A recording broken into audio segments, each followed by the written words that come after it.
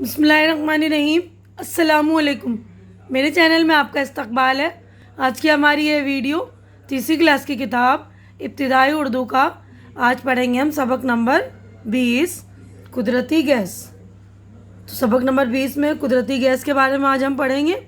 تو اس چیپٹر کی میں ریڈنگ کر دوں گی، آپ لوگ پہلے سن لیجئے گا، اس کے بعد آپ لوگ بھی ریڈنگ کر لیں گے۔ میں ریڈنگ کر کے آپ لوگوں کو ایکسپلین بھی کر دوں گی۔ تو دیکھیں یہاں سے شروع۔ قدرت نے انسان کی سہولت اور آسائش کے لیے طرح طرح کی چیزیں پیدا کی ہیں۔ یہ چیزیں زمین کے اوپر اور نیچے سبھی جگہ موجود ہیں۔ یعنی قدرت نے جو ہے انسانوں کی سہولت کے لیے بہت ساری چیزیں پیدا کی ہیں نا، اور یہ زمین کے اوپر بھی اور نیچے بھی ہے نا، سبھی جگہ ہے۔ جیسے جیسے انسان کے علم میں اضافہ ہوتا گیا، اس نے قدرت کی پیدا کی ہوئی چیزوں کو دریافت کرنا اور استعمال کرنا بھی سیکھ لیا۔ انہی چیزوں میں ایک قدرتی گیس بھی ہے۔ یعنی ان کا جیسے جیسے علم بڑھتا گیا نا، نالج ان کی بڑھتی گئی، تو انہوں نے ان چیزوں کو کھوج لیا اور ان کا استعمال کرنا بھی جو ہے سیکھ لیا ہے نا۔ اب تک دریافت کیے گئے ایندھن میں قدرتی گیس صفائی اور سہولت کے اعتبار سے سب سے بہتر ہے۔ لکڑی، کوئلہ، مٹی کا تیل، ڈیزل اور پیٹرول کے استعمال سے دھواں پیدا ہوتا ہے جو فضا کو آلودہ کرتا ہے، یعنی جو ہوا کو، ہمارے ماحول کو گندا کرتا ہے دھواں سے، ہے نا۔ تو یہ ساری چیزیں جو لکڑی، کوئلہ، مٹی کا تیل، ڈیزل، یہ ساری چیزیں، ڈیزل، پیٹرول اور ان کے استعمال سے سارے جو ہے فضا میں دھواں پیدا ہوتا ہے، اور جو آلودگی یعنی پالوشن بھی پیدا کرتا ہے ہمارے ماحول کو، ہے نا، پالوٹیڈ بنا دیتا ہے۔ قدرتی گیس کے استعمال سے اس آلودگی میں کمی آتی ہے۔ قدرتی گیس کا استعمال انسانی ترقی کی ایک اہم منزل ہے۔ قدرتی گیس دراصل کئی گیسوں کا مجموعہ ہے، یعنی بہت ساری گیس ہے اس میں جمع ہے، اکٹھا ہے، مجموعہ یعنی اکٹھا ہے۔ اس میں خصوصاً یعنی خاص طور سے میتھین، ایتھین کی مقدار زیادہ ہے۔ یعنی جو قدرتی گیس ہے اس میں میتھین اور ایتھین کی مقدار زیادہ ہے۔ اس کے علاوہ جو ان کے علاوہ کاربن ڈائی آکسائڈ، ہائیڈروجن سلفائڈ اور نائٹروجن گیسیں بھی ہوتی ہیں۔ یعنی قدرتی گیس میں کیا کیا ہے؟ میتھین، ایتھین، کاربن ڈائی آکسائڈ، ہائیڈروجن سلفائڈ، نائٹروجن، یہ ساری گیسیں جو ہے ملی ہوئی ہیں۔ قدرتی گیس عام طور پر زمین میں دبے ہوئے مردہ حیوانات اور نباتات کے سڑنے گلنے سے پیدا ہوتی ہے۔ یعنی قدرتی گیس کیسے پیدا ہو رہی ہے؟ جب حیوانات یا نباتات یعنی پیڑ پودے جب سڑ گل جاتے ہیں اور زمین میں ہی رہتے ہیں، تو یہ جو ہے قدرتی گیس پیدا ہوتی ہے۔ زمین کے اندر طرح طرح کے عمل سے گزرنے کے بعد یہ گیس اکٹھا ہوتی ہے، جسے زمین سے کنواں کھود کر حاصل کیا جاتا ہے۔ یہ گیس بے رنگ اور زہریلی ہوتی ہے اور آگ بہت جلد پکڑ لیتی ہے۔ یعنی یہ گیس جو ہے اس کی خاصیت ہے نا کہ آگ بہت جلد مطلب اس میں لگ جاتی ہے، اسی لیے اس کا استعمال جو ایندھن کے طور پر یعنی ہم نے کھانا پکانے وغیرہ کے لیے کیا ہے۔ کچھ قدرتی گیسیں بغیر صاف کے استعمال کی جا سکتی ہیں، لیکن زیادہ تر گیسیں صفائی کے مخصوص عمل سے گزرنے کے بعد ہی استعمال کے قابل ہوتی ہیں۔ قدرتی گیس کو ایک جگہ سے دوسری جگہ بھیجا جا سکتا ہے۔ اس کے دو طریقے یعنی قدرتی گیس کو ایک جگہ سے دوسری جگہ پہنچانے کے دو طریقے، پہلا پائپ لائن کے ذریعے اور دوسرا 160 ڈگری سینٹی گریڈ تک ٹھنڈا کر کے پانی کی شکل میں ٹینکر کے ذریعے۔ یعنی ٹینکر جو ہمارے گھر میں سلنڈر وغیرہ آتے ہیں نا، اس میں جو گیس بھری ہوتی وہ یہی والی گیس ہے۔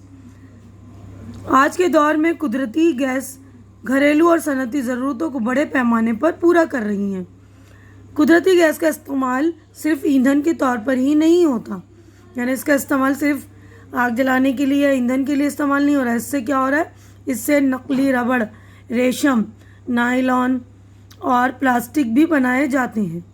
اس سے کھاد بھی تیار کی جاتی ہے۔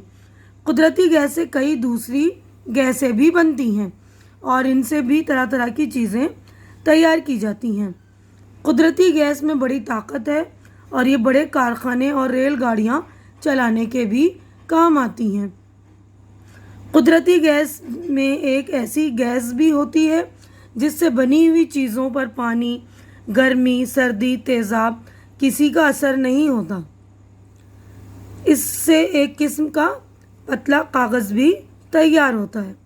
یہ کاغذ پانی، سردی اور گرمی سے محفوظ رہتا ہے، یعنی قدرتی گیس سے ایک پتلا سا کاغذ بھی تیار ہو رہا ہے جو پانی سے بھی، سردی سے اور گرمی سے مطلب محفوظ ہے۔ اس کاغذ میں چیزیں لپیٹ کر دور دراز مقامات تک بھیجی جاتی ہیں، یعنی اس کی یہ خاصیت ہے نا، اس میں پانی، سردی اور گرمی کا مطلب اثر نہیں ہوتا، اس لیے اس میں جو ہے بہت ساری ایسی چیزیں لپیٹ کر دور دراز مقامات تک بھیجی جاتی ہیں۔ غرض یہ کہ قدرتی گیس موجودہ دور میں انسان کی مختلف ضرورتوں کو پورا کرنے کا ایک اہم ذریعہ ہے، یعنی ہماری زندگی موجودہ دور جو ہے اس میں قدرتی گیس ایک اہم ذریعہ ہے ہماری بہت ساری ضرورتیں پورا کرنے کے لیے۔ تو امید کرتی ہوں کہ آپ لوگوں کو اچھی طرح چیپٹر سمجھ میں آ گیا ہوگا۔ یہیں پر ہماری چیپٹر جو ہے کمپلیٹ ہو گئی ہے۔ اب ہمارے یہاں پر دیکھیے لفظ اور معنی شروع ہو گئی ہیں، الفاظ اور اس کے میننگ ہے۔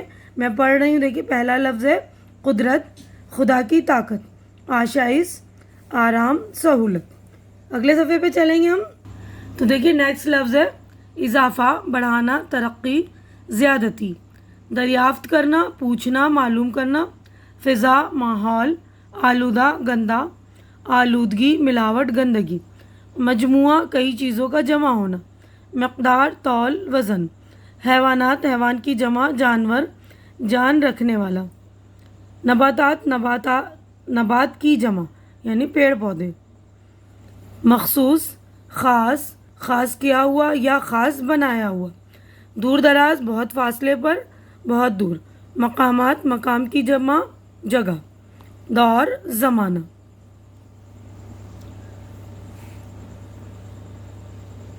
تو دیکھیے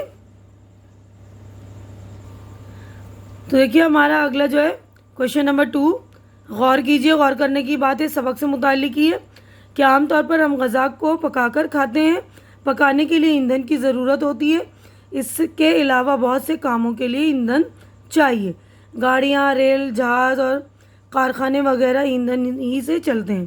ایندھن کئی شکلوں میں ملتا ہے، جیسے لکڑی، کوئلہ، مٹی کا تیل، ڈیزل اور پیٹرول۔ اب قدرتی گیس نام کا ایک نیا ایندھن دریافت ہوا ہے، یعنی ہمیں ملا ہے، ہم نے کھوجا ہے، جس سے بڑے بڑے کام لیے جا رہے ہیں۔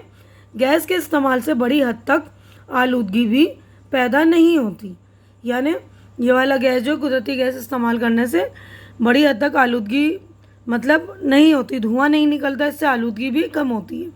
تو یہیں پر میں اپنی ویڈیو مکمل کر رہی ہوں۔ اگلی ویڈیو میں ہم اگلے کویشچن آنسر، خالی جگہ وغیرہ جو بھی گرامر کا کام کریں گے۔ امید کرتی ہوں کہ میری ویڈیو آپ لوگوں کو اچھی لگ رہی ہوگی۔ اچھی لگ رہی تو اسے لائک کیجیے، زیادہ سے زیادہ شیئر کیجیے، تاکہ جو ضرورت مند بچے جن کی ریڈنگ ویک ہو ان تک پہنچائیے، اور میرے چینل کو سبسکرائب کر کے میری حوصلہ افزائی کیجیے۔ ہماری اگلی ملاقات اگلی ویڈیو میں ہوگی، تب تک کے لیے آپ لوگ اپنا خیال رکھیے، مجھے دعاؤں میں یاد رکھیے۔ اللہ حافظ۔